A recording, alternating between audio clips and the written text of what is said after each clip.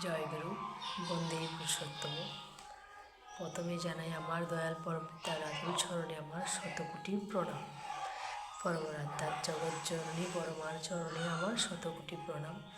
পরম পূজ্যপাদ শ্রী বরদার চরণে আমার শতকোটি প্রণাম।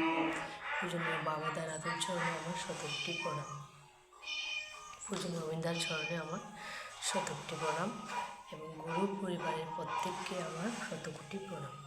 আমার সকল গুরু ভাই ও বোনদের জানাই আমার আনন্দিত জয় গুরু।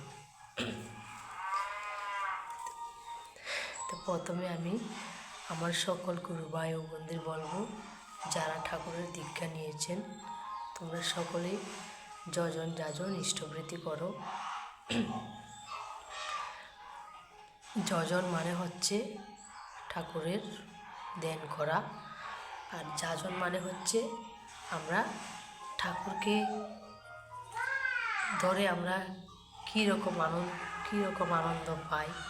হ্যাঁ, ঠাকুরকে জীবনে পেয়ে আমরা কী পেয়েছি, ঠাকুর সম্পর্কে আমরা কতটুকু জানি, এসব মানুষকে বলা। যাজন মানে হচ্ছে আমরা ঠাকুরের সম্পর্কে যা জানি মানুষকে বলা। আর ইষ্টবৃত্তি মানে হচ্ছে আমরা নিজ এবং নিজের পরিবারের মঙ্গলের জন্য আমরা ঠাকুরকে ইষ্টবৃত্তি দিই। এটা নিজের পরিবারের মঙ্গলের জন্য, নিজের মঙ্গল কামনায় আমরা ঠাকুরের ইষ্টবৃত্তি দিই। ঠাকুর বলেছেন আমাদের প্রত্যেককে যজন যাজন ইষ্টবৃত্তি করতে। প্রথমে ঠাকুরের কাজ করতে গেলে আমাদের আগে দুর্বলতা কাটাতে হবে। ঠাকুর তাই আমাদের জন্য নিজ হস্তে লিখে গেছেন সত্যনারায়ণে যে সর্বপ্রথম আমাদের দুর্বলতার বিরুদ্ধে যুদ্ধ করতে হবে, সাহসী হতে হবে, বীর হতে হবে। পাপের জড়ত্ব প্রতিমূর্তি ওই দুর্বলতার দ্বারাও আমাদের ঠাকুরের কাজ করবার আগে আমাদের যে দুর্বলতা আসে, আজ নয় কাল করব, হ্যাঁ, এই দুর্বলতাকে আমাদের তাড়াতে হবে, আমাদের জীবন থেকে একেবারে তাড়াতে হবে।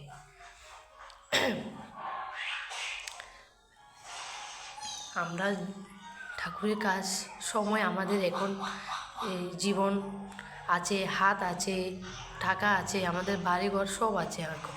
এখন আমার সময় থাকতে আমরা যদি ঠাকুরের কাজ না করি তাহলে কখন করবো বলো? বুড়ো হয়ে গেলে তখন ঠাকুরকে ডেকে কোনো লাভ হবে না। এই জীবন থাকতে যদি আমরা ঠাকুরের কাজ না করি তাহলে কখন করবো বলো? তাই প্রত্যেকের দরকার সময় থাকতে সদ্গুরুকে ডাকা, সদ্গুরু শরণাপন্ন হও সবাই। আমি ভালো হলে তা হবে না, আমি ভালো হতে হবে আগে, তারপর আমাকে লোককে বলতে হবে যে আমার মতন সবাই হোক, সবাই ভালো হোক। আমি একা একা ভালো হয়ে থাকবো, আমার চতুর্দিকে খারাপ থাকবে তা তো হয় না, তাই না? সবাই ভালো হয়ে চলো, সৎ হয়ে চলো, দেখবে জীবন আনন্দময় হয়ে যাবে। প্রতিটা দিন ঠাকুরকে একটু হলেও সময় দেবে তোমরা, দেখবে জীবনটা খুব সুন্দর মনে হবে তোমাদের। আমাদের প্রত্যেকের জীবনে দুঃখ সুখ দুঃখ মিলেই তো আমরা জীবন, তাই না? তা আমরা ঠাকুরকেও একটু সময় দিই।